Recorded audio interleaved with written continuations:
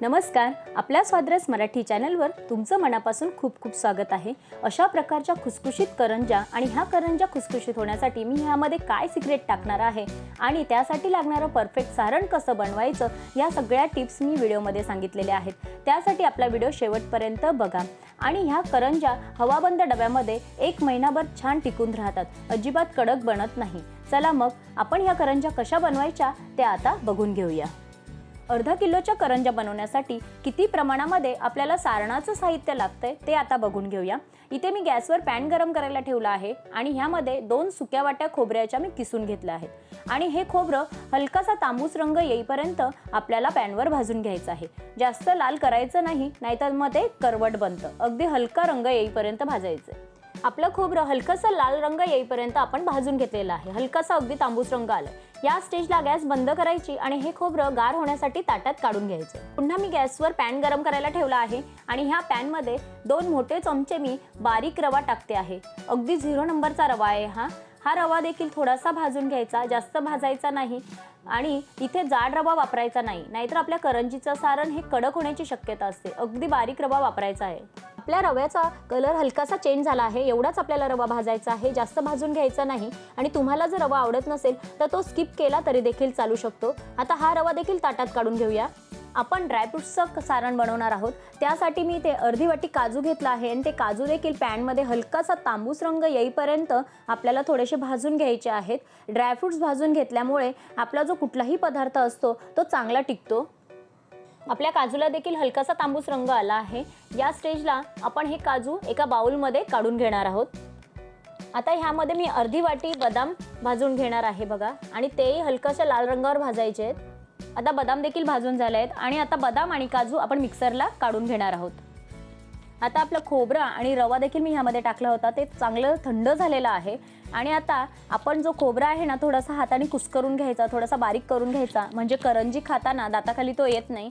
हे बघा, आणि तो आधीच कुरकुरीत झालाय त्यामुळे पटकन तो असा बारीक होतो, हाताने चुरा होतो त्याचा, असा बारीक करून घ्यायचा बघा। आता ह्यामध्ये आपण जी काजू आणि बदामाची पावडर केली होती ती टाकून घेणार आहोत आपण। इथे सगळ्यात पहिल्यांदा मी काजूची पावडर केली होती ती टाकून घेते आहे। तुम्ही वेगवेगळे ड्रायफ्रुट्स यामध्ये टाकले तरी देखील चालू शकतं। तुम्ही पिस्ता, चारोळ्या, किशमिश टाकलं तरी देखील चालू शकतं। मी एवढेच 2च पावडर टाकते ह्यामध्ये, कारण माझ्या मुलांना एवढंच आवडतं। मी बदामाची पावडर केली होती ते देखील मी ह्यामध्ये टाकून घेते आहे।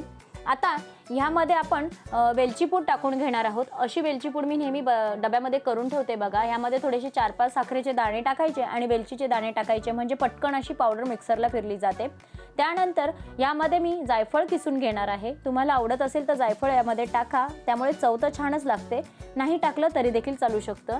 आता आपल्या सारणामध्ये जे मला आवडतात ते जिन्नस टाकून झालेले आहेत। तुमच्या आवडीनुसार तुम्ही वेगवेगळे ड्रायफ्रुट्स पावडर ह्यामध्ये करून टाकली तरी देखील चालू शकतो। आता आपलं सारण व्यवस्थित असं थंड झालेलं आहे। या स्टेजला मी इथे 1 वाटी पिठी साखर घेतली आहे, ती पिठी साखर मी यामध्ये टाकून घेणार आहे। साखरेचे प्रमाण तुमच्या आवडीनुसार तुम्ही कमी जास्त करू शकता। जर तुमच्याकडे पिठी साखर नसेल तर आपली रेग्युलर साखर असते ती मिक्सरमधून काढून घेतली तरी देखील चालू शकतं। फक्त ती घेताना चाळून घ्या, म्हणजे त्याच्यामध्ये जर साखरेचे दाणे राहिले तर ते आपल्या सारणामध्ये येणार नाही। असं सगळं हाताने मिक्स करून घेते आहे बघा, मी व्यवस्थित मिक्स करून घेते आहे। परफेक्ट असं आपलं अर्धा किलोच्या करंजा बनवण्यासाठी जे सारण लागतं ते तयार आहे। इथे एक टिप मात्र तुम्ही लक्षात ठेवा, सारण थंड झाल्यानंतरच आपल्याला ह्यामध्ये पिठी साखर टाकून घ्यायची आहे। असं व्यवस्थित परफेक्ट सारण आपलं आता तयार आहे। अर्धा किलोच्या करंजा बनवण्यासाठी इथे मी परातीमध्ये अर्धा किलो मैदा घेतला आहे आणि ह्यामध्ये चवीनुसार आपण मीठ टाकून घेणार आहोत। कुठलाही गोडाचा पदार्थ असला आणि त्यामध्ये मीठ टाकलं तर आपल्या पदार्थाची चव खूप छान होते। त्यानंतर 2 मोठे चमचे मी ते बारीक रवा टाकणार आहे। अगदी 0 नंबर रवा आहे हा। रवा टाकल्यानंतर ह्यामध्ये सिक्रेट टाकणार आहोत ते म्हणजे पिठी साखर। इथे 2 चमचे मी पिठी साखर टाकून घेणार आहे। पिठी साखर टाकल्यामुळे आपल्या करंजा अगदी खुसखुशीत होतात आणि तेलात सुटत सुद्धा नाही आणि त्यांना छान असा ब्राऊन कलर देखील येतो। छान असं हे सगळे साहित्य टाकल्यानंतर आपण हे पीठ मिक्स करून घेणार आहोत बघा। व्यवस्थित चमच्याच्या साहाय्याने मिक्स करून घ्यायचं, कारण जेव्हा आपण यामध्ये मोहन टाकणार तेव्हा आपल्याला व्यवस्थित मिक्स करायला जमणार नाही। त्यासाठी जेव्हा हे पीठ सुकं असतं तेव्हाच व्यवस्थित मिक्स करून घ्यायचं। आता आपल्या पिठाला मोहन टाकण्यासाठी मी इथे 2 चमचे साजूक तूप घेतलं आहे आणि ते कडकडीत गरम करून आणलं आहे आणि ते मोहन मी ह्यामध्ये टाकते आहे। इथे तुपाचं प्रमाण व्यवस्थित घ्या। अर्धा किलो मैद्यासाठी आपल्याला 2 चमचे मीडियम साईजचा जो चमचा असतो तेवढे 2 चमचे साजूक तूप घ्यायचं आहे।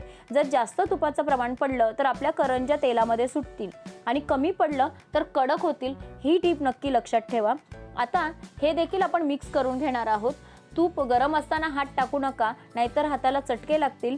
पहिल्यांदा तुम्ही चमच्याने मिक्स करून घ्या आणि जेव्हा तूप थंड झाल्यासारखं वाटेल तेव्हा तुम्ही त्या हाताने पीठ व्यवस्थित मिक्स करून घ्या। सगळं तूप आपल्या पिठाला लागेल असं हे पीठ चोळून चोळून हातावर घ्यायचं बघा। तुम्ही बघू शकता मी सगळ्या बाजूनी परत आपली पिठाची फिरून फिरून ते तूप व्यवस्थित असं पिठाला मिक्स करून घेते आहे बघा। छान असं पीठ मिक्स करून घ्यायचं आहे। इथे आपल्या पिठाला तूप व्यवस्थित असं चोळून घेतलेलं आहे। आता आपलं मोहन परफेक्ट बनलंय कसं समजायचं, तर हातामध्ये अशी मुठी बांधायची आणि जर आपला गोळा तयार झाला हातामध्ये पिठाचा तर याचा अर्थ आपलं पिठात मोहन व्यवस्थित पडलेलं आहे। आता थोडं थोडं पाणी घालून हा पीठ आपल्याला मळून घ्यायचं आहे। हे पीठ थोडंसं सैलसरच मळायचं, कारण ह्यामध्ये आपण रवा टाकला आहे आणि आपलं पीठ जेव्हा आपण 10 मिनिटांसाठी रेस्ट करायला ठेवणार आहे तेव्हा हा रवा थोडासा फुलेल, त्यामुळे हलकंसं थोडं नरमच मळा हे पीठ।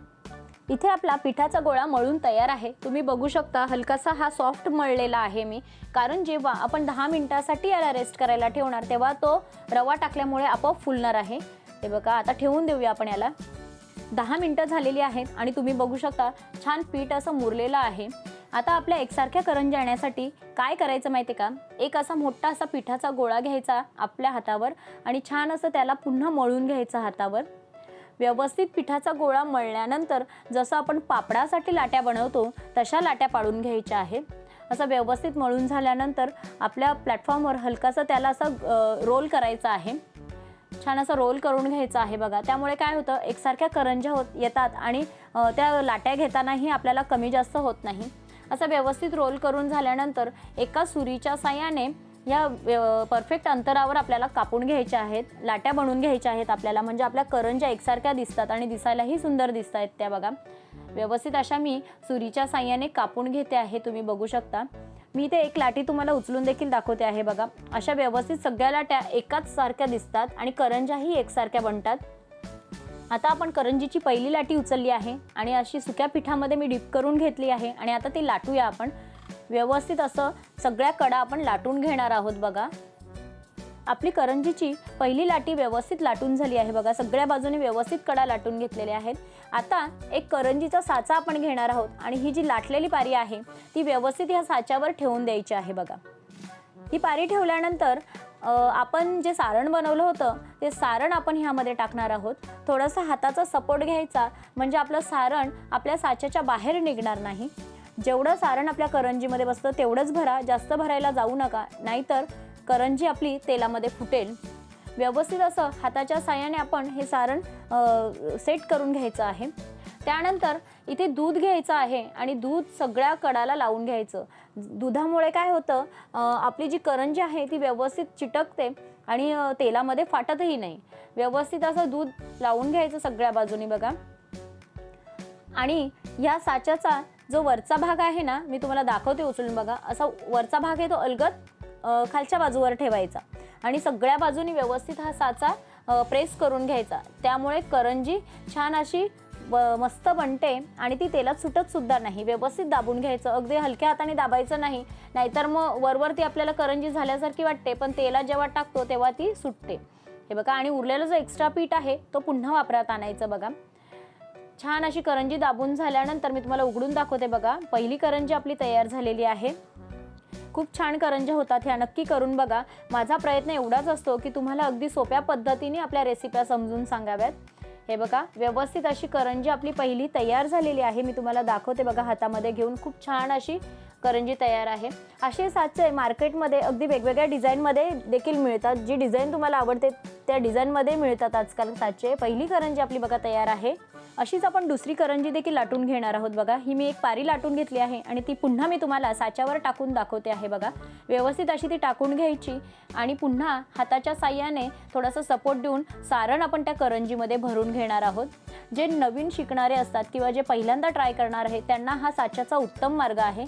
पहिला आम्ही असे नव्हतं बनवत, कातणीच्या साह्याने आम्ही बनवायचो, पण हा साच्याचा उत्तम मार्ग मला वाटला, कारण करंजी पटकनही होते आणि ती सुटतही नाही आणि त्यांना डिझाईनही छान येतात आपल्या करंज्यांना। पुन्हा असं दूध घ्यायचं आणि सगळ्या कडांना लावून घ्यायचं, त्यामुळे आपल्या करंज्या तेलामध्ये सुटत नाहीत बघा। खूप छान करंज्या होतात।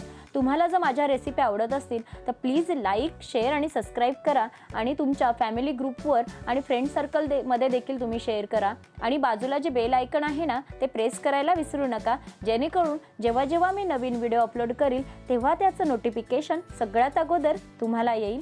हे बघा, व्यवस्थित असा साचा दाबून घ्यायचा आणि नंतर जे उरलेलं पीठ आहे ना ते असं काढून घ्यायचं बघा। छान असा प्रेस करून घ्यायचा साचा। आता तुम्ही बघू शकता इथे दुसरी करंजी देखील आपली तयार आहे। खूप सुंदर दिसते बघा, किती छान दिसतात साच्यामधल्या करंज्या पण। आणि हे जे एक्स्ट्रा आहे ते अलगद हाताने काढून घ्यायचं, पटकन ओढायचं नाही, नाही तर करंजी फाटेल। हे बघा, दुसरी करंजी देखील आपली तयार आहे। किती छान दिसते बघा, मी तुम्हाला हातात उचलून दाखवते बघा, खूप सुंदर झालेली आहे। अशाच आपण सगळ्या करंज्या बनवून घेणार आहोत बघा। आणि ह्या करंज्या तुम्ही जेव्हा बनवाल तेव्हा अशा उघड्या ठेवू नका, नाहीतर त्या कडक होतील।